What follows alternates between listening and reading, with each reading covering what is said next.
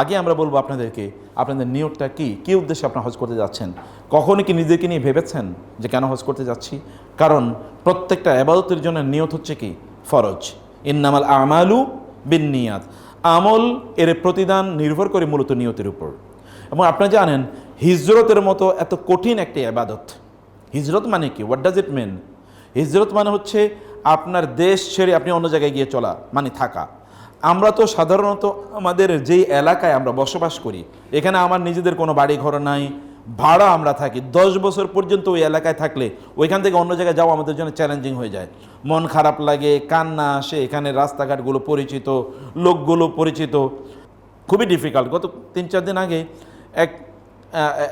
এক ইউনিভার্সিটির প্রফেসর আমার সাথে দেখা করতে এসেছিলেন ভিন্ন কারণে। তো আমাদের অফিসে এসেছেন। এখন উনি এসে সেখানে, উনি একটা ইউনিভার্সিটিতে তিনি চাকরি করেন, এখানে তার স্ত্রী সন্তানদেরকে নিয়ে থাকেন। কিন্তু ওইখানে যেহেতু থাকছেন মাত্র 2-3 মাস হলো বা 3-4 মাস হলো, কিন্তু ওইখান থেকে এখন তারা আবার তাদের সন্তানদেরকে একটা স্কুলে ভর্তি করেন, ইসলামিক স্কুলে। এই কারণে তারা শিফট করতে চান, কিন্তু তার স্ত্রী কোনোভাবে রাজি না। কেন রাজি না? কারণ ওইখানে গিয়েছে, নতুন ফ্রেন্ড সার্কেল তৈরি হয়েছে, ওইখানে একদা হয়েছে হুল্লোড় করে সবাই মিলে থাকে। কিভাবে ওই এলাকা ছেড়ে আসবে? এতটুকু এলাকা ছেড়ে যাওয়া যায় না। আর আপনি আপনার সব পরিচিত আত্মীয় স্বজন, বাড়ি ঘর, আপনার ব্যবসা বাণিজ্য, চাকরি বাকরি, সম্পদ ইত্যাদি সব কিছু রেখে আপনি আরেকটা দেশে চলে যাচ্ছেন রিক্ত হস্তে। এটা সাধারণ বিষয় নয়। এইরকম একটা হিজরতেরও রাসূলুল্লাহ সাল্লাল্লাহু আলাইহি ওয়াসাল্লাম বললেন, কোনো ব্যক্তি যদি হিজরত করে দুনিয়ার কোনো মোহ তার মধ্যে আছে, দুনিয়ার সামান্য কোনো, যে ওইখানে গেলে ভালো একটা চাকরি করতে পারবো, যেমন আমরা ইমিগ্রেশন করি, কোনো দেশে আমরা চলে গেলাম, আমাদের উদ্দেশ্য হলো এখানে গেলে অনেক টাকা পয়সা ইনকাম করতে পারবো, তাহলে আমি খুব পশ লাইফ লিড করতে পারবো, হাবিজাবি ইত্যাদি আছে। আপনি যে উদ্দেশ্যে গিয়েছেন ওইটাই আপনার আমল নামে লেখা হবে, অন্য কোনো কিছু আপনি পাবেন না। আপনার যদি নিয়ত হয় যে না, আমি এখানে দিন প্র্যাকটিস করতে পারছি না, আমি ওইখানে যাচ্ছি দিন প্র্যাকটিস করতে পারবো এখানে মোর, অথবা এখানে আমি দাওয়াতি কাজ করতে পারছি না, ওইখানে আমি দাওয়াতি কাজ করতে পারবো, বা এখানে আমি নামাজ পড়তে পারি না, মসজিদ কাছাকাছি নাই, ওইখানে আমি গেলে মসজিদ কাছাকাছি পাবো, বা এখানে আমার বাচ্চাদেরকে দিনই কোনো পরিবেশ আমি দিতে পারছি না, ওইখানে গেলে দিনই পরিবেশ পাবো, এখানে আমি যে পরিবেশে আছি এখানে গান বাদ্য ইত্যাদি নিয়ে ব্যস্ত আছে, আমি আরেকটা জায়গায় যাবো যেখানে মোর ইসলামিক। এই যে অনেক দেয়ার মেনি আদার রিজনস, সবগুলো যদি কোনো না কোনোভাবে একটা হলিনেসের সাথে সম্পৃক্ত থাকে, তাহলে আপনি সেরকম সাও পাবেন। আপনি ধরেন একটা ফ্ল্যাট নিলেন, আপনি নেওয়ার সময় আপনি দক্ষিণা বাতাস খাবেন এই উদ্দেশ্যে আপনি নিলেন, যে দক্ষিণ থেকে বাতাস আসবে এই উদ্দেশ্যে আপনি নিলেন না। আপনার যদি উদ্দেশ্যটা এরকম থাকে দক্ষিণ থেকে বাতাস আসুক বা সেটা ভিন্ন বিষয়, কিন্তু এই দিক থেকে আমি জানালাটা খুলে রাখতে পারবো, তাইলে আমি কমপক্ষে আজানের আওয়াজটা আমার কানে আসবে, এর মাধ্যমে আমি অন্তত আজানের উত্তর দিতে পারবো। আপনি একই জিনিস পেয়ে যাবেন বটে, কিন্তু আপনি এর মধ্যে সওয়াব, আপনার ওই জায়গায় অবস্থান করাটা আপনার পুরোটাই একটা সওয়াবে পরিণত হয়ে যেতে পারে। নিয়ত একজন ব্যক্তির তার প্রত্যেকটা কাজকে এরকম পটেনশিয়াল একটা হাইলি রিওয়ার্ডিং একটা ইবাদতে পরিণত করতে পারে।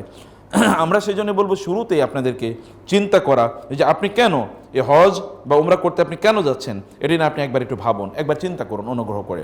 চোখটা বন্ধ করবেন, বন্ধ করে আপনি ভাববেন, যদি মনের মণিকোঠায় কোথাও এরকম কোনো বিষয় থাকে যে আমি তো এটা করতে যাচ্ছি কারণ দীর্ঘদিন পর্যন্ত লোকেরা আমাকে বলতেছে আপনার এত টাকা পয়সা আছে, আপনি রিটায়ারমেন্টে গিয়েছেন, বাচ্চাদের সবার বিয়ে হয়ে গিয়েছে, অথবা আপনি সবাই তো যাচ্ছে আত্মীয় স্বজনদের মধ্যে, আপনি যাবেন না, বন্ধু বান্ধবদের মধ্যে সবাই গিয়েছে আপনি যাবেন না, এরকম কোনো নিয়ত যদি থাকে, তাইলে আমার মনে হয় এটাকে স্টপ করে নিয়তটাকে আগে পরিশুদ্ধ করা দরকার।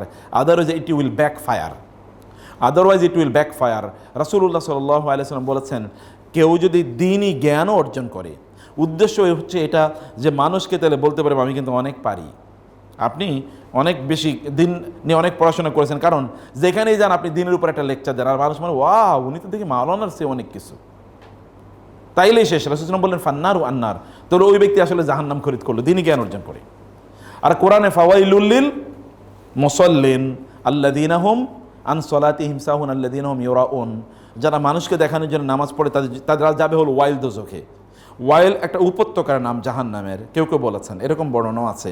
ওয়াইল is a valley in the hell fire, in the bottom of the hell fire, যেখানে নামাজ পড়াওয়ালা লোকেরা সেখানে যাবে।